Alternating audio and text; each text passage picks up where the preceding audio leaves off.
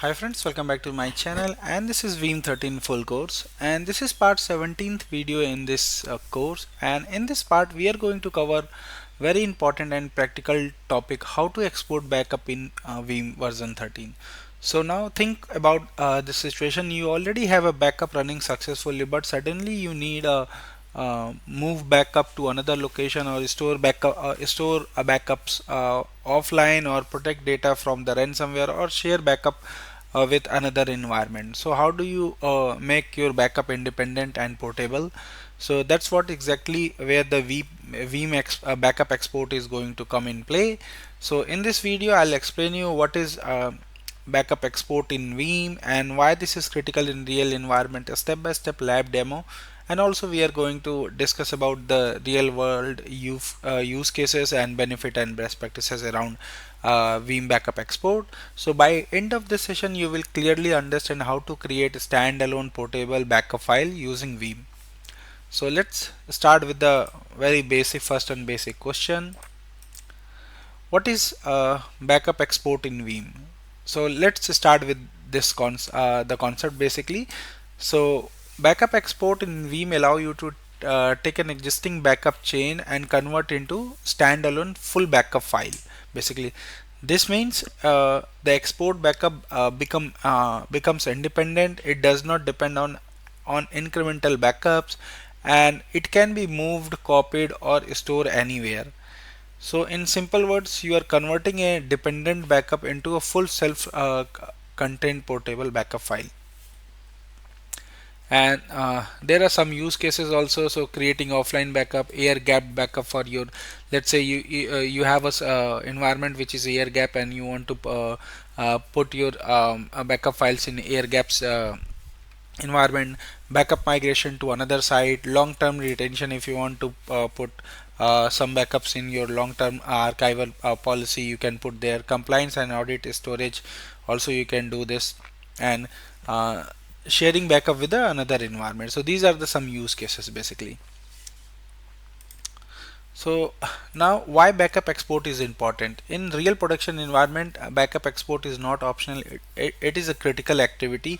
So here are some scenario: moving backup to another repository, sending backup to another data center, creating offline backup for ransomware protection, meeting compliance or audit requirement, long-term archival storage policy. So without export, backup chain remain dependent, difficult to move or share backups. With export, you get fully independent backup file, which is easy to be a port, and better security and flexibility, which is there in the export copy. So these are the some benefit, best practices and important consideration. So let's go one by one. So benefit of backup export: it's independent from backup chain, easy portability, improve security. Since this is a, if you have a offline storage, it will improve the security, so it will not get infected if you have a supported offline and air gaps storage also. So flexibility in storage location, so you can simplify your storage planning. You can put anywhere and it will work whenever you need. And then there is a simplified backup management also, no dependency on original backup chain and all. So important consideration: export requires additional storage space. Since you want to export your backup, process time depends on the backup size. What is the size of backup? It depends on the basically time depends on the export time depends on the backup size. Ensure destination has enough capacity when you are trying to export some backup. Monitor performance during export. And best practices: always regular export critical backup. If you have store export backups in a separate location or air gap location. Use offline or immutable storage for export backups, and periodic test export backup on your infrastructure that you are able to restore. And combine export with this storage backup strategy. This is very critical, and you should always combine this with the strong storage backup strategy if you have. A real life example you can understand by Let's understand this also in the real world example. So your organization wants to protect against ransomware attack. If your backup repository connected to the network, it can be compromised. Attacker can delete or encrypt your backups. Now, what if you have an export copy or to external storage, disconnect it from network and store it securely. Even if ransomware hits your environment, your export copy remains safe and you can recover system quickly. So this is called air gap backup strategy, and export backups plays a key role in designing your um, air gap scenarios. So now this is my demo environment which I'm going to use in this uh, demos. We are using this since this course, starting this course. So I got my Active Directory and DNS server, then Veeam 13 backup and replication server, which is running on Windows. We got our standalone Hyper-V server and a 3-node vCenter cluster, and we got our vCenter server also. So this complete infrastructure is running my inside my VMware workstation. So you can see here, this is my Active Directory and DNS server, and this is my Veeam and Veeam Backup and Replication server, which is having version 13 installed. And I have logged into my Veeam console, backup and replication console, and this is my standalone Hyper-V server. And then I got vCenter and 3 ESXi node. So let's start. So I have logged into my Veeam console basically. Now you need to go to home. From home you need to go to the backup and disk. So this is my disk. So you can see here, let me show you first.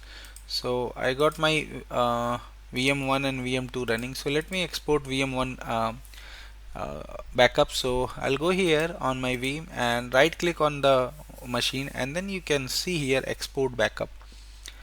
So when you go to backups and select your disk, then you will see right click on the virtual machine which you want to export, and then you have option to export backup. If you click here, it will give you the restore point, which restore point you want to basically export. So you have all the restore point.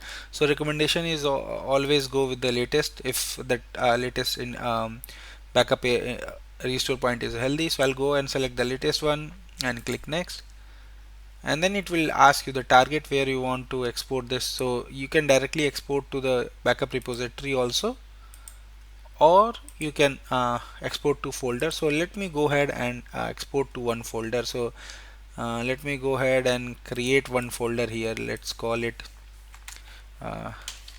Veeam Backup Export, and I'll go here and export my backups here in this folder and click next. And now I'll click next here. So automatically delete backup files never, destination is this, and backup to export is for this Win2K25 VM01. So I'll click on finish now.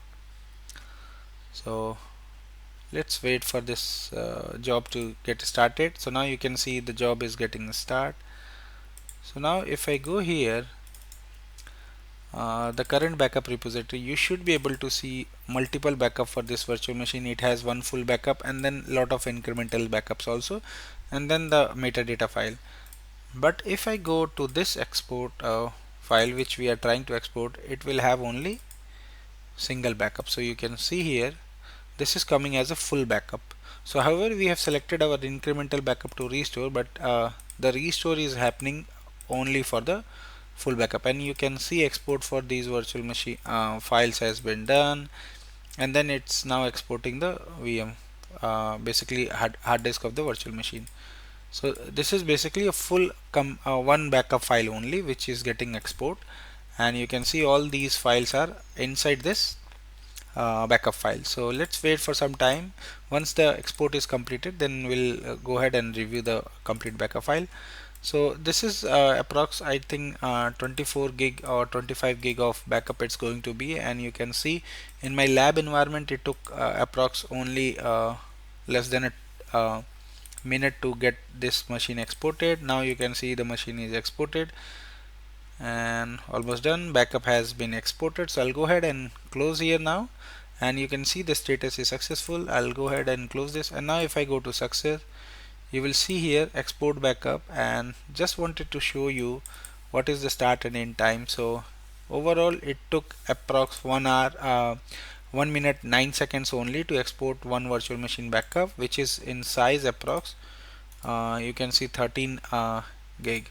So this is also one important consideration. You can see the backup export size is very less, 13 gig. However, if I go and show you the full backup of that virtual machine, it took approx let me show you. Yeah, so it's a 13 gig full backup, and then we got incremental backups also, which is around 6 gig. So it will only take your full approx the size of full backup and plus the last incremental backup only. So compared to size, it is always going to be a less if you compare all the full backup and all the incremental backup. So this is my full basically full export, which is ready now to copy to the secure location, or you can say the air gap location. Now this is very important. When you done the export, you will see here one more backup and export is going to copy visible now. So disk which is exported, so you can see the virtual machine name here, and then we have one recovery point. So now if you want to recover your virtual machine directly from export, you can go here and basically recover your virtual machine by instant recovery, or restore to entire VM to any of the hypervisors, and you can basically perform pretty much every step, everything whatever you can perform with the normal disk backup. So this is how you can go here, go and export your backup on Veeam, and how you can consume it whenever you need it. So this is what I wanted to show you in this video. So now we have complete understanding how export backup basically works in Veeam 13 and why it is so important in real world environment. Features these features play a key role in data protection, ransomware defense, and backup portability. So if you found this video helpful, uh, like, share, and subscribe. So thank you for watching. Please subscribe me for more videos, and if you have any query, any question related to this, please post me my given mail IDs. Thank you once again. Bye bye.